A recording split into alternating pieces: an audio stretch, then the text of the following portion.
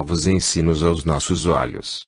Mas, então, estaremos em condições de compreendê-los. Tudo se faz de maneira progressiva, nada aos saltos. Apegai-vos ao tesouro do Espiritismo, que a misericórdia de Deus vos colocou nas mãos, se quiserdes realmente aprender e não apenas iludir-vos. Concluindo, o espírita deve estudar constantemente as obras de Kardec, que são o fundamento do Espiritismo, e não deixar-se levar por fascinações da vaidade ou da ambição de saber o que não pode. Deve compreender os limites da sua atual condição evolutiva, e humildemente procurar o meio de progredir. 2. O espírita perante as religiões. O Espiritismo é religião em espírito e verdade, de que Jesus falou à mulher samaritana. Dia virá em que os verdadeiros adoradores de Deus o adorarão em espírito e verdade. Mas há espíritas que não compreendem isto e negam a religião espírita. É possível tirarmos do Espiritismo a fé em Deus e a lei da caridade? Todo o problema, que tanta celeuma tem levantado entre alguns irmãos intelectuais, se resume na falta de compreensão do que seja religião. Os irmãos antirreligiosos gastam tinta e papel em quantidade por quererem provar um absurdo. Alegam que Kardec se recusou a chamar o Espiritismo de religião. Mas o próprio Kardec explicou por que o evitou. Não se recusou, mas apenas evitou chamar o Espiritismo de religião. Não queria confundir uma doutrina de luz e liberdade com as organizações dogmáticas e fanáticas do mundo religioso. Nesse caso, dirão alguns irmãos, o Espiritismo é contra as religiões. Mas isso não é verdade. O próprio Kardec declarou, como podemos ver em O que é o Espiritismo, que ele é o maior auxiliar das religiões. Acontece apenas que a religião espírita não se estrutura num sistema religioso. Hoje, depois dos grandes estudos filosóficos realizados sobre essa questão, dos fins do século passado até os nossos dias, todo homem de cultura compreende que a religião não é igreja, mas sentimento. O grande filósofo Henri Bergson ensinou que há dois tipos de religião, a social, que é dogmática e estática, e a individual, que é livre e dinâmica. Assim também pensava Henrique Pestalozzi, para quem a religião verdadeira é a moralidade. Vemos aí um dos motivos por que Kardec dizia que o Espiritismo tem consequências morais, em vez de referir-se a consequências religiosas. Hoje em dia, o codificador não teria dúvida em falar de religião, porque o conceito atual de religião é muito mais amplo. O Espiritismo tem três aspectos, como sabemos: o científico, no qual ele se apresenta como ciência de observação e investigação, tratando dos fenômenos espíritas; o filosófico, no qual procura interpretar os resultados da investigação científica e dar-nos uma visão nova do mundo; e o religioso, no qual nos ensina como aplicar, na vida prática, os princípios da filosofia espírita. Queremos, acaso, ficar apenas nos princípios, sem aplicá-los? Este livro de Miguel Vives é um manual de moral espírita, e, como vemos nas suas páginas, está inteiramente impregnado de religião. Mas, é claro, de religião em espírito e verdade, sem nenhuma sujeição e ritualismos antiquados ou reinventados, a sacerdotes ou sacramentos. O Espiritismo é a religião da moralidade, a que se referia Pestalozzi. Um dos princípios fundamentais da moral espírita, como sabemos, é a tolerância. A religião espírita, portanto, ao contrário das religiões dogmáticas e sacerdotais, que são sempre agressivas, é sumamente tolerante. Por isso mesmo, o espírita não deve atacar, criticar, menosprezar as outras religiões. Pouco importa que elas façam o contrário, a respeito do espiritismo. O que nos cabe é respeitar todas as formas de crença que nossos irmãos da humanidade queiram adotar. Não ensinou Jesus do que são muitos os caminhos que levam ao Pai?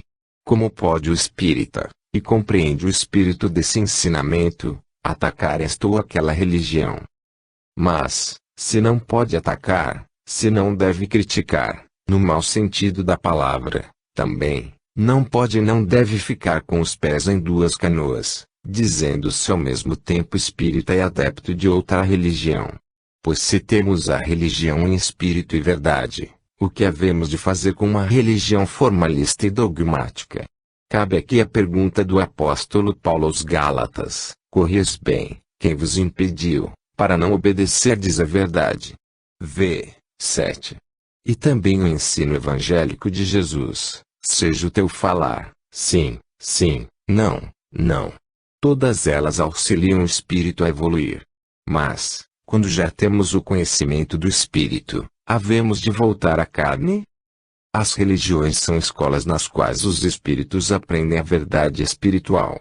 Quem já passou pela escola primária e está na secundária pode frequentar ao mesmo tempo as duas. E quem já entrou no curso superior, há de voltar ao secundário. Se o Espiritismo nos ensina que o que vale é a intenção, como havemos de continuar na prática dos ritos? Se já aprendemos que Deus está no coração de cada um, como continuarmos a incensá-lo no altar? Se sabemos que os sacramentos são fórmulas exteriores, simples símbolos destinados a ensinar verdades mais profundas, e se já atingimos essas verdades, havemos de regredir à prática das fórmulas. O espírita sabe que todas as religiões têm por finalidade conduzir as criaturas humanas à compreensão da espiritualidade. Não pode condená-las, mas também não pode sujeitar-se a elas. Deve aprová-las para aqueles irmãos que ainda carecem delas. Mas, de sua parte, tem a obrigação de mostrar e exemplificar a liberdade que já alcançou, e o dever de ser fiel à verdade que encontrou. Seria justo que um escritor voltasse a soletrar o beabá? Ou que um escritor zombasse das crianças que soletram? Não foi soletrando que ele aprendeu a escrever. Assim é a posição do espírita diante das religiões. Cabe-lhe compreendê-las, mas sempre firme na sua posição de espírita. Quem não é fiel no mínimo, também não será no máximo, como nos ensina a parábola. O espírita que, para atender ao respeito humano, às convenções sociais ou até mesmo aos seus interesses particulares, torce o sentido da tolerância espírita para participar de rituais em que não mais acredita, nem pode acreditar, é infiel para consigo mesmo e para com a verdade espiritual que descobriu no Espiritismo.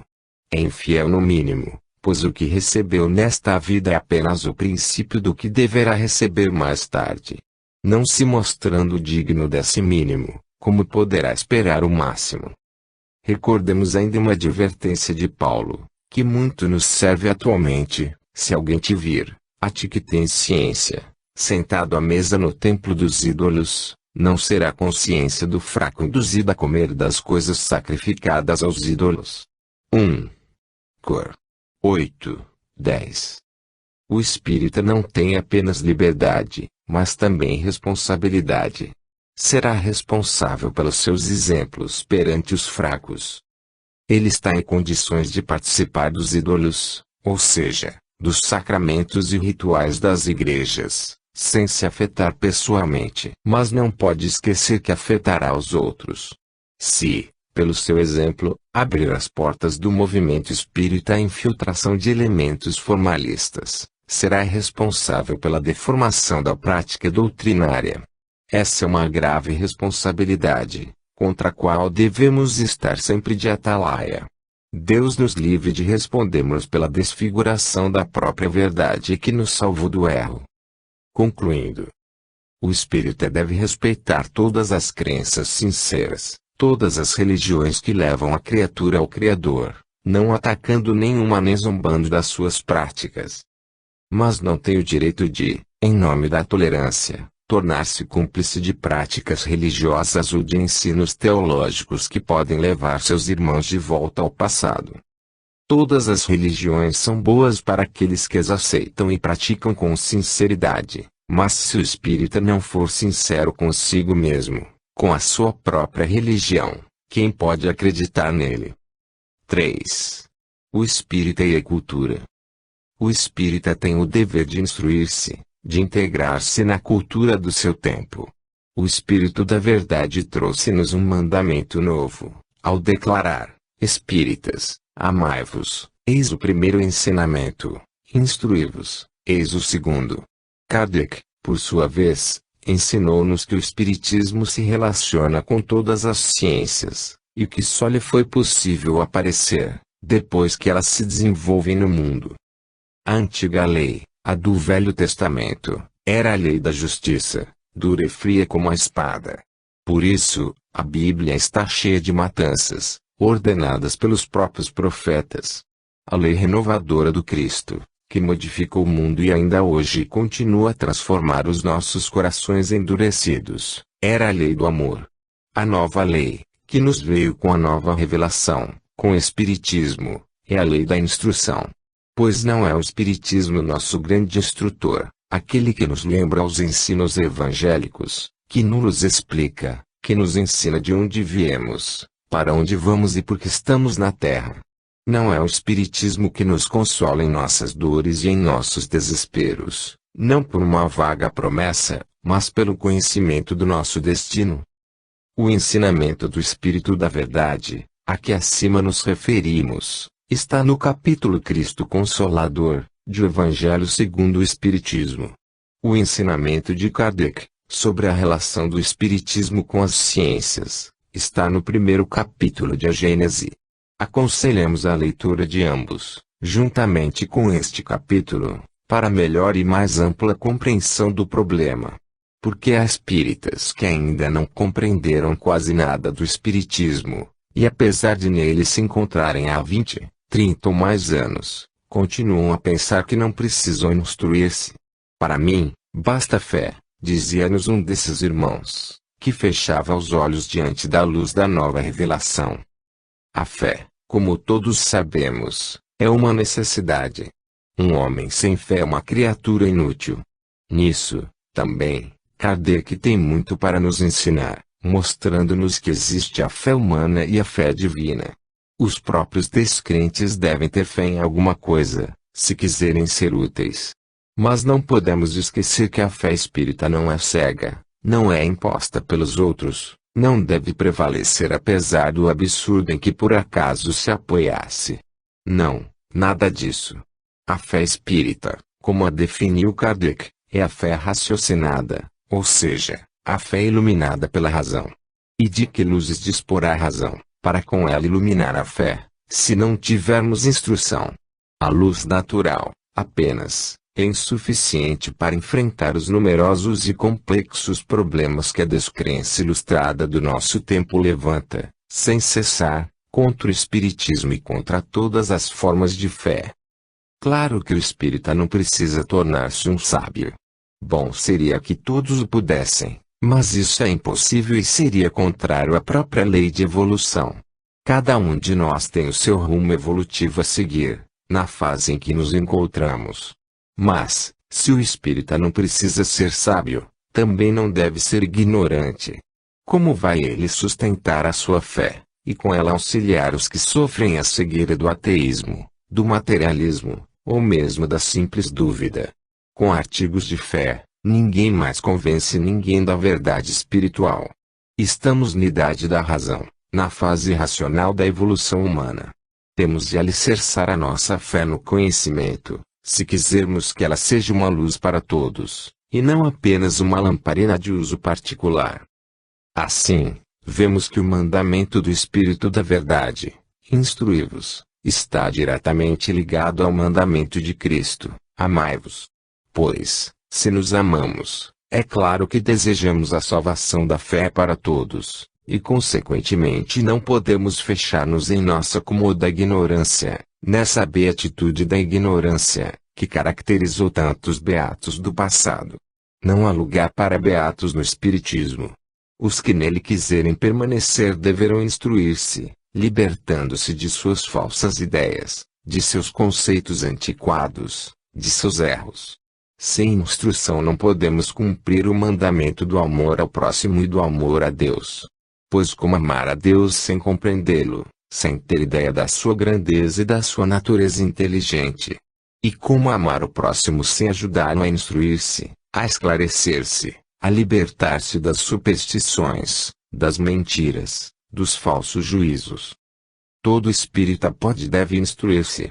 Cada coisa vem a seu tempo, e portanto de acordo com a sua época. Na antiguidade bíblica, os meios de instrução eram quase nulos e os conhecimentos muito reduzidos. Deus nos mandou então a lei fria da justiça, e por ela o profeta Elias fez passar a fio de espada os sacerdotes inimigos. No tempo de Jesus, num mundo mais evoluído, em que o homem se beneficiava com maior conhecimento e mais ampla compreensão das coisas, Deus nos mandou a lei ardente do amor, e os apóstolos a ensinaram a todos os povos, dando seu suor, seu sangue e sua vida por amor a todos. Nos tempos atuais, após o chamado século XVIII, Deus nos manda a lei de instrução, e os espíritos devem cumpri-la, para ajudar a Terra a subir na escala dos mundos. Hoje, a instrução se difunde na Terra por todos os meios, e o espírita só não se instruirá se não quiser. É evidente que cada qual tem a sua própria medida. Uns poderão instruir-se mais, outros, menos. Uns terão grandes possibilidades e chegarão até as cátedras da sabedoria mundana, para iluminá-las com a sabedoria divina do Espiritismo. Outros disporão de pequenas possibilidades, e aprenderão o suficiente para ensinar aos que sabem menos. As instituições espíritas, por sua vez, devem tornar-se verdadeiras casas de instrução, não apenas evangélica e doutrinária, mas de cultura geral. Os centros podem manter escolas superiores e fundar universidades. Porque a universidade espírita é a nova luz que deve raiar no mundo da cultura. Muitos dizem que não devemos criar uma espécie de cultura isolada, através de escolas que separem os espíritas dos outros. Mas a escola espírita não será nem poderá ser sectária. Será a escola de todos, oferecendo a todos a nova cultura que o Espiritismo vem implantar na Terra. As escolas do mundo, como sabemos, ensinam o materialismo, ao lado do dogmatismo religioso. Difundem conhecimentos e superstições em mistura, semeando o ateísmo. A essa cultura que leva à cegueira espiritual é que os espíritas devem confiar aos seus filhos e às gerações futuras. Não. É dever dos espíritas, como foi dever dos judeus no seu tempo e dever dos cristãos no seu tempo, criar uma nova modalidade de instrução e preparar o mundo para uma nova cultura. E isso só pode ser feito através da escola espírita, que não desvirtuará o conhecimento humano em favor do materialismo ou do dogmatismo religioso, mas o iluminará com a verdadeira luz do conhecimento espiritual. A enorme facilidade de difusão da cultura, que caracteriza o nosso tempo, pode ser um meio de envenenar e perverter gerações, como aconteceu em vários países, levados à desumanização e à brutalidade, diante dos nossos olhos, ou pode ser um meio de esclarecer e orientar gerações, como faz o Espiritismo com os que dele se aproximam. Teremos o direito de deixar que se processe o envenenamento coletivo? Não, pois temos em mãos o tesouro da cultura espírita, e o nosso dever de amor e fraternidade é distribuí-lo a todos. Concluindo, o espírita não tem o direito de acomodar-se na poltrona da fé ingênua e simplória. Seu dever é estudar e esclarecer-se quanto aos princípios da sua própria doutrina. A fé raciocinada exige o desenvolvimento das potencialidades da razão, o que só pode ser feito através da instrução. Para amar e auxiliar o próximo, o espírita não pode estacionar na ignorância, precisa aprender, adquirir conhecimentos, instruir-se.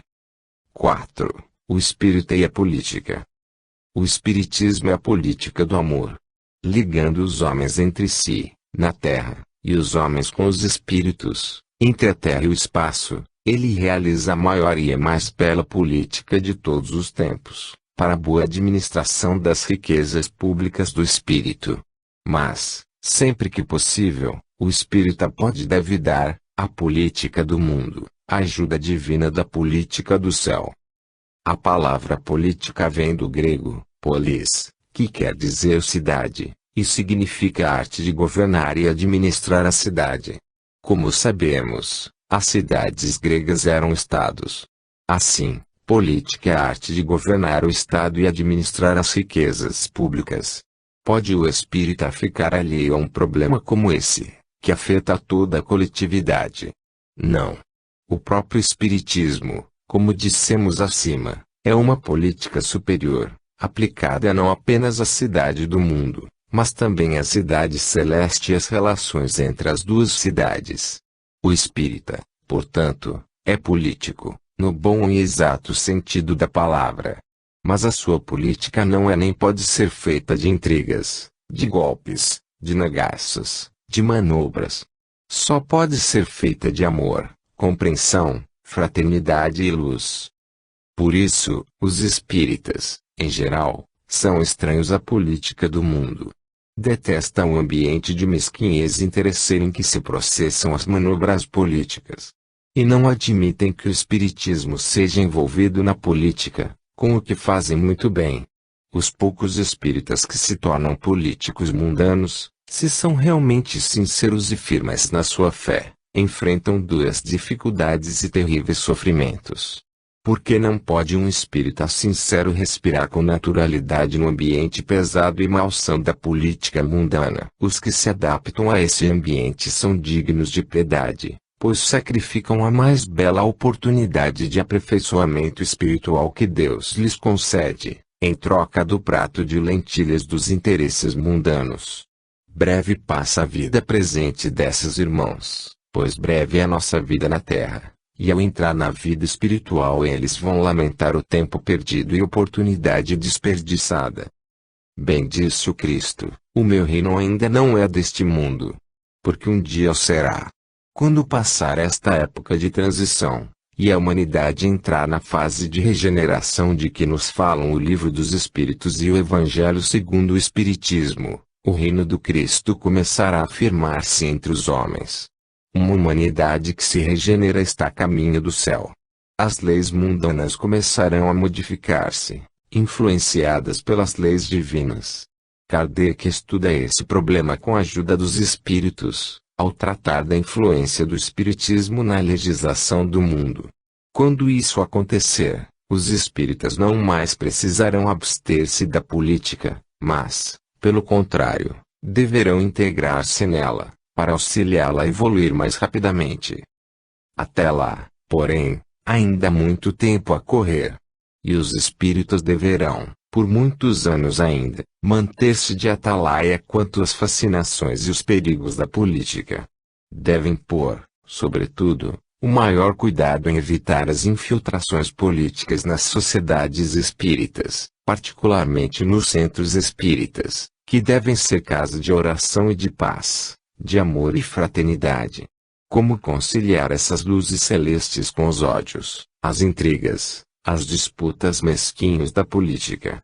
Atualmente, os centros espíritas que se deixam levar pela política estão preferindo César a Deus. Estão, na verdade, desvirtuando as suas funções, desviando-se dos caminhos árduos do espírito e mergulhando no caminho largo e fácil das comodidades materiais. Infelizes dos irmãos que não percebem isto e se deixam fascinar pelas facilidades ilusórias da política mundana. Bem caro pagarão na vida espiritual. O argumento principal dos espíritas fascinados pela política é o de que não podemos entregar aos maus a direção da vida pública. Mas quem lhes deu o direito de se julgarem melhores do que os outros? O simples fato de haverem aceitado o espiritismo não lhes confere esse direito. O espiritismo é o remédio para os males do mundo. Quantas vezes nós, os espíritas, nada mais somos do que as partes enfermas do mundo, submetidas à medicação do espiritismo. O espírita deve ser suficientemente humilde para não se acreditar capaz de reformar o mundo e transformar a sociedade, pela sua simples participação na vida política.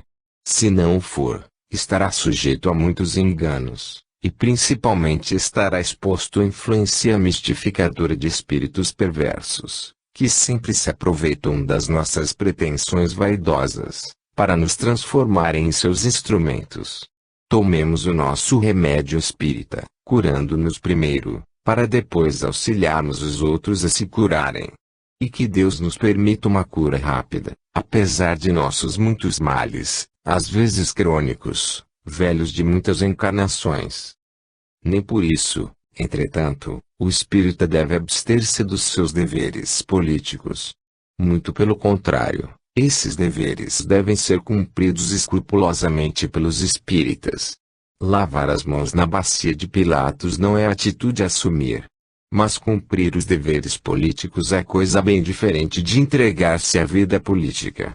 Para cumprir aqueles, basta-nos observar as leis, comparecer aos pleitos eleitorais, votando com um pensamento elevado e sem paixões, apoiar, com bons argumentos, e quando possível com a ajuda prática, as boas causas, defender os oprimidos, livrar-se sempre de apoiar as causas más, injustas, prejudiciais à coletividade, e livrar-se principalmente de compromissos com os crimes políticos, seja em benefício próprio ou de outros, e mais ainda com a pretensão absurda de beneficiar o espiritismo ou instituições espíritas. Para entregar-se à vida política, é necessário envolver-se em todas as suas complicações, em todas as suas mazelas atuais. A política do mundo é feita, ainda, da paixão pelas coisas mundanas, particularmente a paixão do poder, que embriaga a vaidade humana. O espírita tem outra política a executar, a da humildade, que identifica o homem com os infelizes, os sofredores do mundo, e não o leva para as altas posições terrenas, mas para os postos de socorro da caridade cristã. No meu reino, disse o Cristo, os maiores são os que servem. O primeiro dever político do espírita é servir. E para servir ele não precisa de cargos em partidos políticos, de cargos ou postos na administração pública. Basta-lhe o senso espírita da caridade, em todas as suas formas, segundo ensina o Espiritismo. Amar a Deus sobre todas as coisas e ao próximo como a si mesmo, que melhor política pode existir do que essa? Pois é essa política espírita e, portanto, a política de todo espírita sincero. Jesus não precisou da política romana ou da política judaica, para cumprir a mais bela e mais eficaz de todas as missões políticas já realizadas no planeta. Kardec não precisou da política francesa, para implantar na França e no mundo a política de amor do Espiritismo. O espírita, quando levado à vida pública por circunstâncias independentes da sua vontade pessoal, não deve esquivar-se ao cumprimento dos seus deveres, mas deve estar no cargo como um administrador consciente de bens alheios, empenhado na prática do amor e da justiça. Nunca deve empenhar-se em disputas políticas que dividem as criaturas e semeiam o ódio. Nem deve admitir, para agradar ao partido ou à administração que foi levado a servir, nenhum ato de injustiça para os que pertençam a facções contrárias. Concluindo, o espírita, desde o momento em que aceitou conscientemente o espiritismo, alistou-se na política do amor universal. Seu único partido é do reino de Deus, e sua plataforma política é o Sermão da Montanha. Caso seja levado a cargos públicos, chamado a qualquer atividade política do mundo, não deve esquecer a sua qualidade de espírita, e tudo há de fazer para que a luz que nele há não sejam trevas. Amor e caridade devem constituir as suas armas políticas, mesmo que isso lhe custe a oposição dos próprios companheiros, pois é melhor estar só com a verdade do que estar acompanhado pela mentira. 5. O espírita e a questão sexual. Os homens fizeram do sexo um motivo de escândalo. Tornaram o sexo uma coisa impura e repelente. Mas o sexo é uma manifestação do poder criador, das forças produtivas da natureza. O espírita não pode encarar a questão sexual como assunto proibido.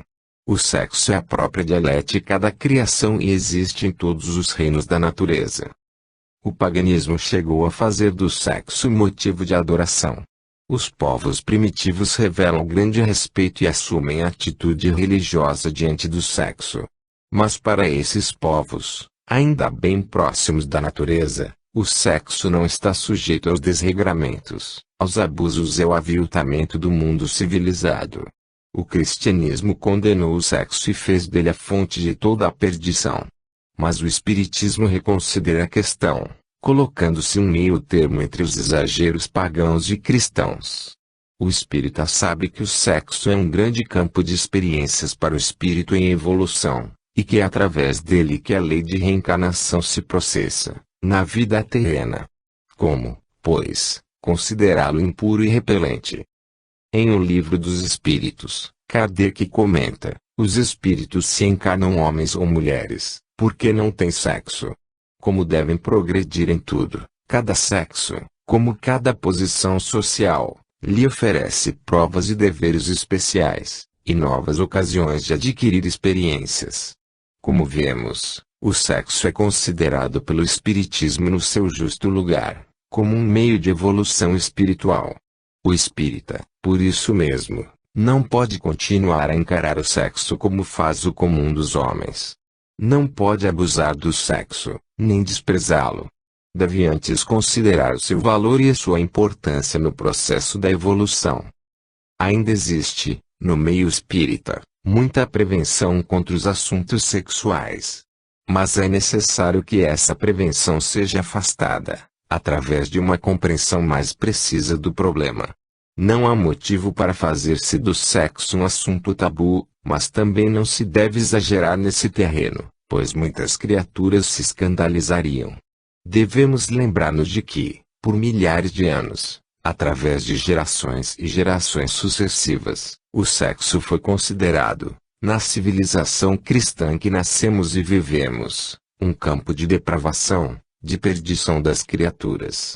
A simples palavra sexo provoca em muita gente uma situação de ambivalência, interesse oculto e repulsa instintiva. Por isso mesmo, a educação sexual deve ser encarada seriamente nos meios espíritas e não pode ser deixada à margem da pedagogia espírita. A maior dificuldade para a questão sexual está no lar, na vida familiar. Os pais espíritas não sabem, em geral, como preparar os seus filhos para a chamada revelação do sexo. O regime do silêncio continua a imperar em nossos lares, criando maiores dificuldades para a solução do problema. A simples proibição do assunto gera um clima de mistério em torno da questão sexual, aumentando os motivos de desequilíbrio para os adolescentes.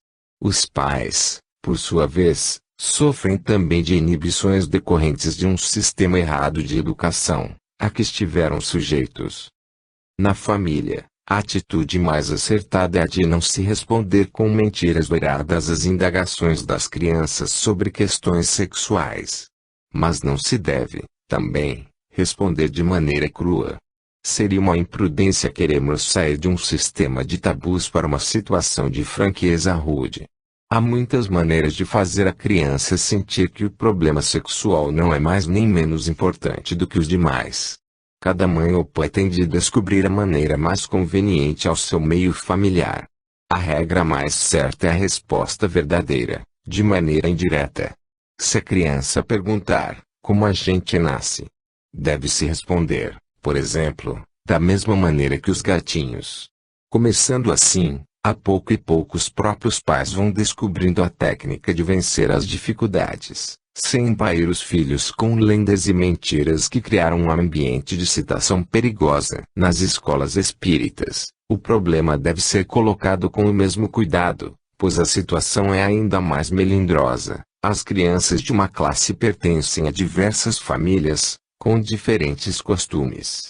É perigosa a chamada atitude científica, geralmente seguida, nos ginásios, pelos professores de ciências.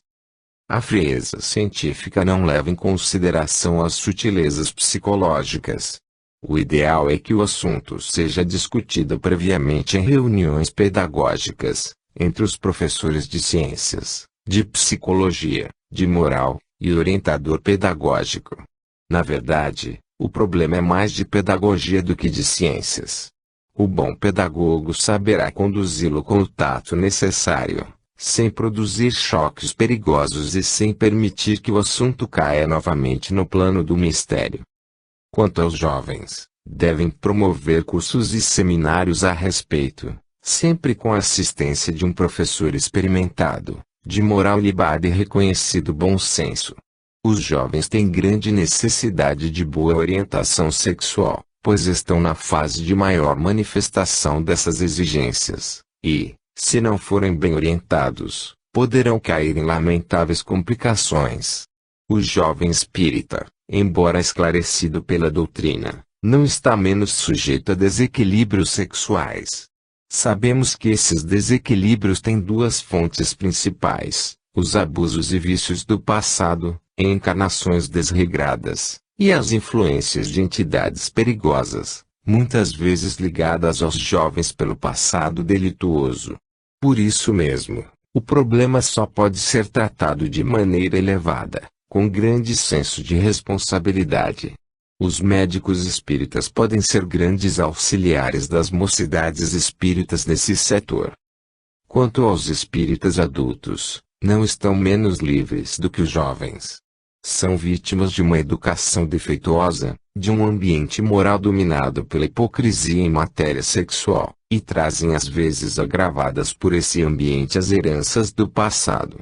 Precisam acostumar-se, no meio espírita, a encarar o problema sexual de maneira séria, evitando as atitudes negativas, que dão entrada às influências perigosas.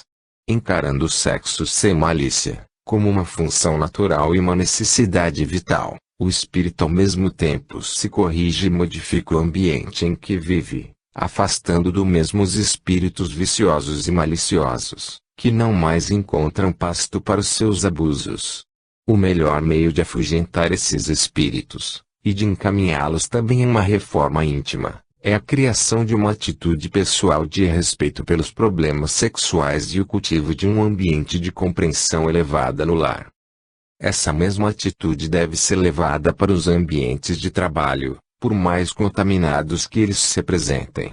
O espírita não deve fugir espavorido diante das conversas impróprias, pois com isso demonstraria incompreensão do problema e provocaria maior interesse dos outros em perturbá-los.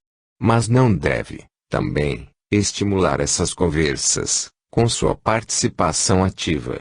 Sua atitude deve ser de completa naturalidade, de quem conhece o problema e não se espanta com as conversas de mau gosto, mas também de quem não acha motivos para alimentar essas conversas e delas participar.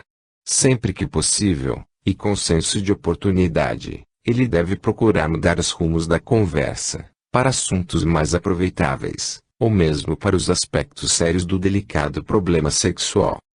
A mente viciosa se compraz nas conversas deletérias, nas imagens grotescas, nas expressões desrespeitosas. Escandalizar-se diante dessas coisas, ou repeli-las com violência, é sempre prejudicial e anticaridoso, pois essas pessoas são as que mais necessitam de amparo e orientação. O mais certo é procurar um meio de ajudá-las a se libertarem dessa viciação. E o meio mais eficaz é orientar a conversação viciosa para aspectos graves, como as consequências dos vícios, as situações dolorosas em que se encontram pessoas conhecidas, e a conveniência de tratar-se o sexo com respeito devido às forças criadoras da natureza. Nos casos dolorosos de inversão sexual, o espírita vê-se geralmente em dificuldade. O mais certo é apelar para os conhecimentos doutrinários e para o poder da prece, ajudar o irmão desequilibrado a lutar corajosamente para sua própria recuperação, procurando corrigir a mente viciosa e manter-se o mais possível em atitude de quem espera e confia na ajuda dos espíritos superiores. Trabalhos mediúnicos podem favorecer grandemente esses casos, quando realizados com médiuns sérios, conscientes de sua responsabilidade de reta moral. Não se dispondo de elementos assim, de absoluta confiança, é melhor abster-se desses trabalhos, insistindo na educação progressiva do irmão infeliz, através de preces, leituras e estudos, conversações construtivas e passes espirituais, aplicados de maneira metódica, em dias e horas certas. Se o irmão enfermo colaborar, com sua boa vontade, os resultados positivos logo se farão sentir, porque ninguém está condenado ao vício e ao desequilíbrio, a não ser pela sua própria vontade ou falta de vontade para reagir. Nosso destino está vinculado à maneira pela qual encaramos o sexo. Bastaria isso para nos mostrar a importância do problema. Inútil querermos fugir a ele. O necessário é modificarmos profundamente as velhas e viciosas atitudes que trazemos do passado e que encontramos de novo na sociedade terrena, ainda pesadamente esmagada pelas suas próprias imperfeições. Encaremos o sexo como uma manifestação do poder criador, tratando-o com o devido respeito, e mudaremos a nós mesmos, os outros e a sociedade em que vivemos. O espírita deve ser o elemento sempre apto a promover essa mudança, e nunca um acomodado às situações viciosas que dominam as criaturas e as escravizam, por toda parte, na terra e no espaço. Concluindo, o problema sexual deve ser encarado pelo espírita com naturalidade, em face da naturalidade da função criadora. O sexo deve ser considerado como fonte de força, vida e equilíbrio, devendo por isso mesmo ser respeitado e não aviltado. Entre o desregramento do pagão e o preconceito do cristão dogmático, o espírita deve manter-se no equilíbrio da compreensão exata do valor do sexo. As fontes da vida não podem ser desrespeitadas e afrontadas pela malícia e impureza dos homens. 6. O espírita e o mundo atual. A Terra está passando por um período crítico de crescimento. Nosso pequenino mundo, fechado em concepções mesquinhas e acanhados limites, amadurece para o infinito. Suas fronteiras se abrem em todas as direções. Estamos às vésperas de uma nova terra e um novo céu, segundo as expressões do Apocalipse. O Espiritismo veio para ajudar a Terra nessa transição. Procuremos, pois, compreender a nossa responsabilidade de espíritas, em todos os setores da vida contemporânea. Não somos espíritas por acaso, nem porque precisamos do auxílio dos espíritos para a solução dos nossos problemas terrenos. Somos espíritas porque assumimos na vida espiritual graves responsabilidades para esta hora do mundo. Ajudemo-nos a nós mesmos, ampliando a nossa compreensão do sentido e da natureza do espiritismo, de sua importante missão na Terra. E ajudemos o espiritismo a cumpri-la. O mundo atual está cheio de problemas e conflitos. O crescimento da população, o desenvolvimento econômico, o progresso científico, o aprimoramento técnico e a profunda modificação das concepções da vida e do homem colocam-nos diante de uma situação de assustadora instabilidade. As velhas religiões sentem-se abaladas até o mais fundo dos seus alicerces. Ameaçam ruir, ao impacto do avanço científico e da propagação do ceticismo. Descrentes dos velhos dogmas, os homens se voltam para a febre dos instintos, numa inútil tentativa de regressar à irresponsabilidade animal. O espírita não escapa a essa explosão do instinto. Mas o espiritismo não é uma velha religião nem uma concepção superada.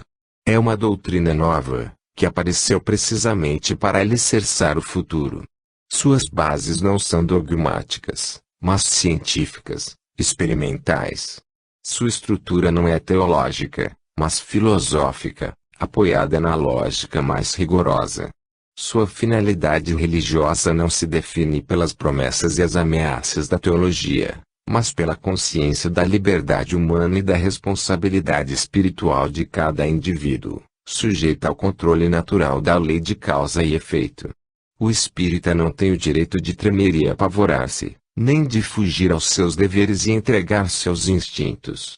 Seu dever é um só: lutar pela implantação do reino de Deus na terra. Mas como lutar? Este livrinho procurou indicar, aos espíritas, várias maneiras de proceder nas circunstâncias da vida em face dos múltiplos problemas da hora presente. Não se trata de oferecer um manual, com regras uniformes e rígidas, mas de apresentar o esboço de um roteiro, com base na experiência pessoal dos autores e na inspiração dos espíritos que auxiliaram-nos a escrever estas páginas. A luta do espírito é incessante. As suas frentes de batalha começam no seu próprio íntimo e vão até os extremos limites do mundo exterior. Mas o espírita não está só, pois conta com auxílio constante dos Espíritos do Senhor, que presidem a propagação e ao desenvolvimento do Espiritismo na Terra. A maioria dos espíritas chegaram ao Espiritismo tangidos pela dor, pelo sofrimento físico e moral, pela angústia de problemas e situações insolúveis. Mas, uma vez integrados na doutrina, não podem e não devem continuar com as preocupações pessoais que motivaram a sua transformação conceptual. O Espiritismo lhes abriu a mente para uma compreensão inteiramente nova da realidade. É necessário que todos os espíritas procurem alimentar cada vez mais essa nova compreensão da vida e do mundo, através do estudo e da meditação. É necessário também que aprendam a usar a poderosa arma da prece, tão desmoralizada pelo automatismo habitual a que as religiões formalistas a relegaram. A prece é a mais poderosa arma de que o espírita dispõe, como ensinou Kardec, como proclamou Leon Denis e como acentuou Miguel Vives. A prece verdadeira, brotada do íntimo, como a fonte límpida brota das entranhas da terra, é de um poder não calculado pelo homem. O espírita deve utilizar-se constantemente da prece. Ela lhe acalmará o coração inquieto e aclarará os caminhos do mundo. A própria ciência materialista está hoje provando o poder do pensamento e a sua capacidade de transmissão ao infinito. O pensamento empregado na prece leva ainda ao cargo e motiva dos mais puros e profundos sentimentos. O espírita já não pode duvidar do poder da prece, pregado pelo Espiritismo. Quando alguns mestres ocultistas ou espíritas desavisados chamarem a prece de muleta, o espírita convicto deve lembrar que o Cristo também a usava e também a ensinou. Abençoada muleta é essa, que o próprio Mestre dos Mestres não jogou à margem do caminho, em sua luminosa passagem pela terra. O espírita sabe que a morte não existe, que a dor não é uma vingança dos deuses ou um castigo de Deus, mas uma força de equilíbrio e uma lei de educação, como explicou Leon Denis. Sabe que a vida terrena é apenas um período de provas e expiações, em que o espírito imortal se aprimora, com vistas à vida verdadeira, que é a espiritual. Os problemas angustiantes do mundo atual não podem perturbá-lo. Ele está amparado, não numa fortaleza perecível, mas na segurança dinâmica da compreensão, do apercebimento constante da realidade viva que o rodeia e de que ele mesmo é parte integrante. As mudanças incessantes das coisas, que nos revelam a instabilidade do mundo, já não podem assustar o espírita, que conhece a lei de evolução. Como pode ele inquietar-se ou angustiar-se, diante do mundo atual? O Espiritismo lhe ensina e demonstra que este mundo em que agora nos encontramos, longe de nos ameaçar com morte e destruição, acena-nos com a ressurreição e vida nova. O espírita tem de enfrentar o mundo atual com a confiança que o Espiritismo lhe dá, essa confiança racional em Deus e nas suas leis admiráveis, que regem as constelações atômicas no seio da matéria e as constelações astrais no seio do infinito. O espírita não teme, porque conhece o processo da vida, em seus múltiplos aspectos, e sabe que o mal é um fenômeno relativo, que caracteriza os mundos inferiores. Sobre a sua cabeça rodam diariamente os mundos superiores, que o esperam na distância e que os próprios materialistas hoje procuram atingir com os seus foguetes e as suas sondas espaciais. Não são, portanto, mundos utópicos, ilusórios, mas realidades concretas do universo visível. Confiante em Deus, inteligência suprema do universo e causa primária de todas as coisas, poder supremo e indefinível, a que as religiões dogmáticas deram aparência errônea da própria criatura humana. O espírita não tem o que temer, desde que procure seguir os princípios sublimes da sua doutrina. Deus é amor, escreveu o apóstolo João. Deus é a fonte do bem e da beleza, como afirmava Platão.